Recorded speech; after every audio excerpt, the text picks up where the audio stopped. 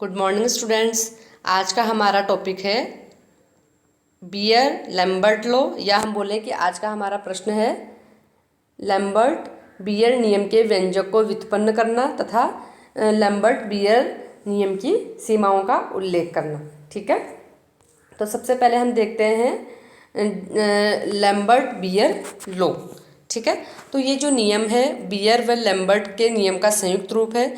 तो इस नियम के अनुसार जब किसी मोनोक्रोमेटिक लाइट की बीम को किसी एक अवशोषक पदार्थ के विलयन में से गुजारा जाए, या हम बोलें सैंपल के सॉल्यूशन में से गुजारा जाए, तो इस अवशोषक विलयन में तय की गई दूरी के साथ विकिरणों में हुई तीव्रता की कमी आपतित विकिरणों की तीव्रता के साथ साथ विलयन की सांद्रता के भी समानुपाती होती है। ठीक है, तो इसका व्यंजक किस प्रकार से दिया जाएगा कि एक होमोजीनस अवशोषित माध्यम पर अगर हम विचार करें जिसकी मोटाई dx है, तो माना कि इस मीडियम में प्रवेश करने से पहले प्रकाश की इंटेंसिटी IC है तथा I माध्यम में प्रकाश की तीव्रता है।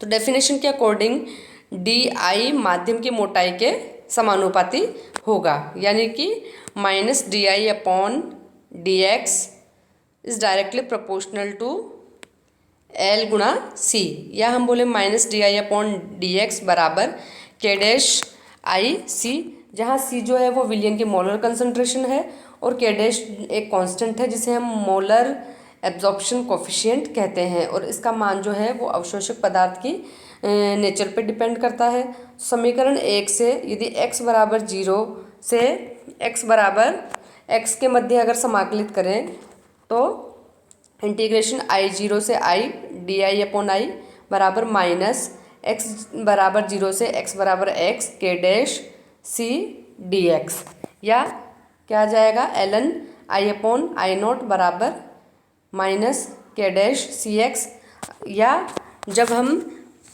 नेचुरल लॉग को बेस 10 में बदलेंगे तो 2.303 log I/I0 बराबर -K'(CX). ठीक है, या log I/I0 बराबर -K'(2.303 गुणा CX), या log I/I0 बराबर -αCX।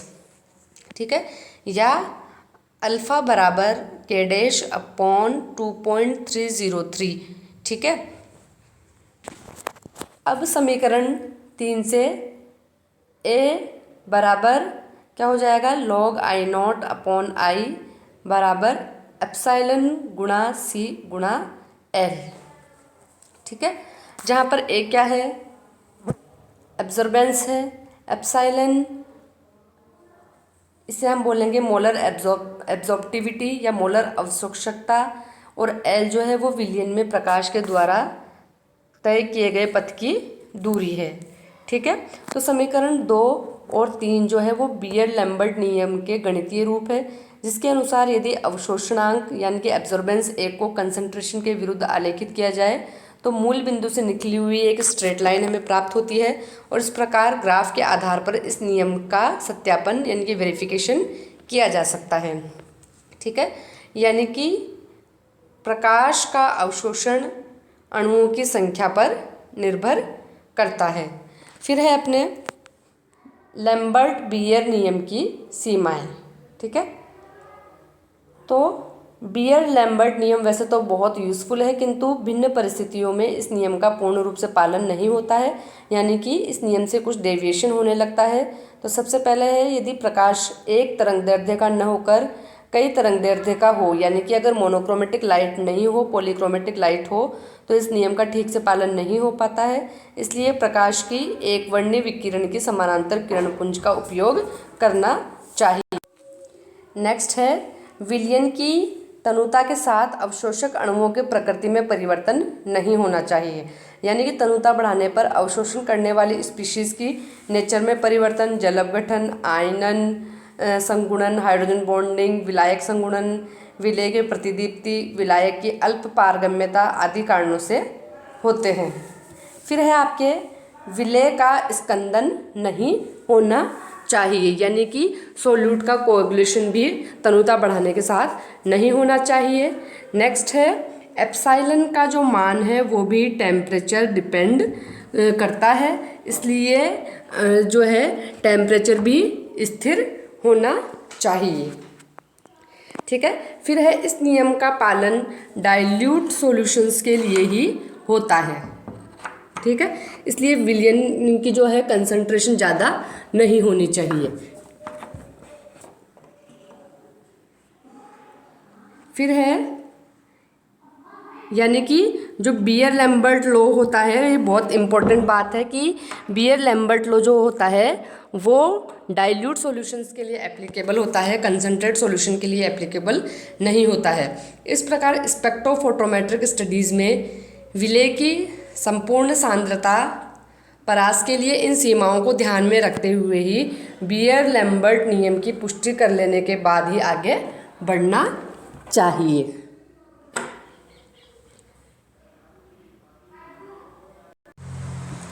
नेक्स्ट क्वेश्चन है, प्रकाश रसायन के विभिन्न नियमों का विवेचन कीजिए।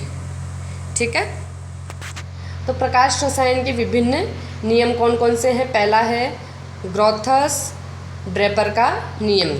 तो ये जो प्रकाश रसायन का यानी कि फोटोकेमिस्ट्री का फंडामेंटल लॉ है, तो इसे सर्वप्रथम 1818 में ग्रोथस और ड्रेपर ने फोटोकेमिकल रिएक्शंस के गुणात्मक और मात्रात्मक अध्ययन के आधार पर प्रतिपादित किया था। और इस नियम के बारे में मैं आपको पहले भी चर्चा कर चुकी हूँ, बता चुकी हूँ। तो इस नियम के अनुसार जब किसी पदार्थ के साथ प्रकाश के विकिरण टकराते हैं तो आपतित किरणों का कुछ भाग ही अवशोषित होता है, जो कि पदार्थ के लिए केमिकल चेंज के लिए रेस्पॉन्सिबल होता है, और प्रकाश विकिरणों का शेष भाग जो कि पारगत हो जाता है यानी कि ट्रांसमिट हो जाता है, उसका फोटोकेमिकल रिएक्शंस में कोई योगदान नहीं होता है। ठीक है, तो फोटोकेमिकल जो रिएक्शंस होती है वो प्रकाश विकिरणों के अवशोषण से संपन्न हो सकती है, लेकिन ये आवश्यक नहीं है कि समस्त अवशोषित प्रकाश विकिरण रासायनिक दृष्टि से इफेक्टिव हो। ठीक है, यदि जो है आपके अणुओं के लिए अभिक्रिया करने की परिस्थितियाँ सूटेबल न हो तो उस अवशोषित प्रकाश विकिरणों का कुछ या संपूर्ण भाग या तो ऊष्मा के रूप में बाहर निकल जाता है, या कुछ स्थितियों में अवशोषित प्रकाश विकिरण उसी अथवा बदली हुई फ्रीक्वेंसी के विकिरणों के रूप में पुनः उत्सर्जित हो जाता है। ठीक है, तो अवशोषित प्रकाश विकिरणों से कोई रासायनिक परिवर्तन होगा या नहीं, इसके लिए जानना आवश्यक है कि कितने परिमाण में यानी कि कितनी मात्रा में प्रकाश विकिरणों का एब्जॉर्प्शन हुआ है। माना पदार्थ में प्रवेश करने वाले आपतित विकिरणों की इंटेंसिटी I0 है और इसमें से अवशोषित प्रकाश की तीव्रता माना IA है, और पारगत विकिरणों की यानी कि ट्रांसमिट रेडिएशन की इंटेंसिटी IT है। तब I0 बराबर क्या हो जाएगा, यानी कि आपतित विकिरणों की तीव्रता I0 बराबर हो जाएगा IA प्लस IT। ठीक है, तो IA बराबर क्या हो गया, I0 माइनस IT। ठीक है, अब यदि गैसीय पदार्थों अथवा विलयनों के लिए पारगत विकिरणों की तीव्रता को बियर के नियमानुसार प्राप्त किया जा सकता है, तो इसके अनुसार IT बराबर I0 e की पावर माइनस KC, और गैसों अथवा विलयनों के अतिरिक्त शेष समस्त पदार्थों के लिए ट्रांसमिट विकिरणों की तीव्रता को लैम्बर्ट नियम के अनुसार प्राप्त किया जा सकता है, जिसके अनुसार IT बराबर I0 e की पावर माइनस KT, यानी कि IT बराबर I0 e की पावर माइनस KTC। तो समीकरण 2 और 3 से IT का ये जो मान है वो समीकरण 1 में रखने पर, यानी कि IA बराबर I0 माइनस I0 e की पावर माइनस KTC, यानी कि IT की वैल्यू रख दी I0 e की पावर माइनस KTC। तो IA बराबर क्या आया, I0 या I0 कॉमन निकल गया और ब्रैकेट में बच गया 1 माइनस e की पावर माइनस KTC। इस समीकरण से अवशोषित प्रकाश की तीव्रता या अवशोषित विकिरणों के परिमाण को ज्ञात किया जा सकता है।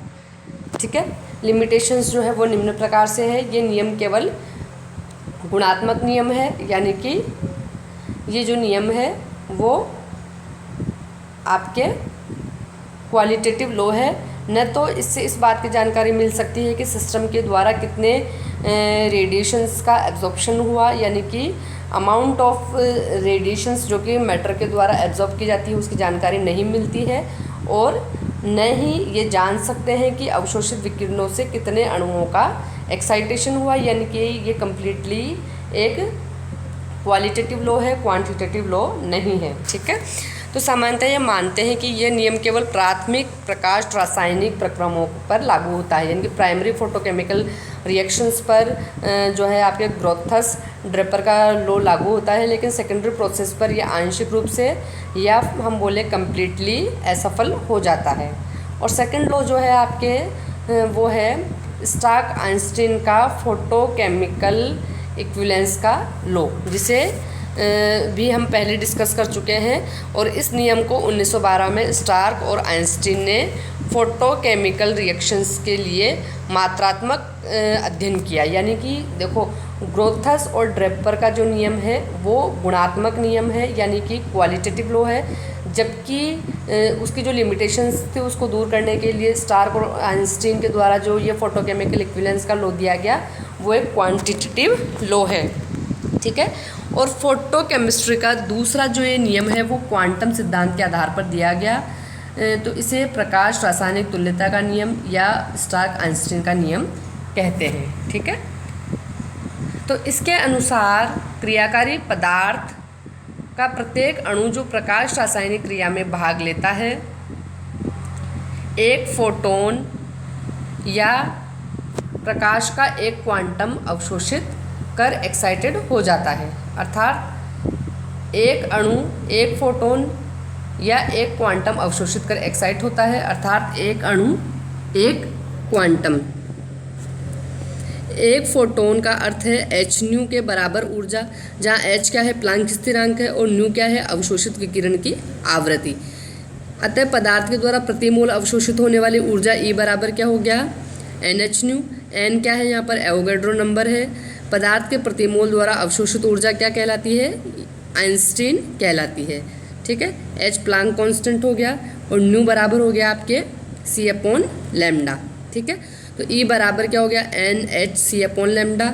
ठीक है, यहाँ पर अपन एन एच और वेलोसिटी ऑफ लाइट की जब वैल्यूज़ को रखेंगे तो एनर्जी का मान क्या आ जाएगा ऐसा यूनिट में 1.96 इंटू 10⁸ अपॉन लैम्डा जूल पर मोल। ठीक है, तो प्रकाश ऊर्जा के एक मोल की ऊर्जा एक क्वांटम कहलाती है, यानी कि फोटोन और क्वांटम भी ऊर्जा की इकाइयों के रूप में यूज़ होते हैं।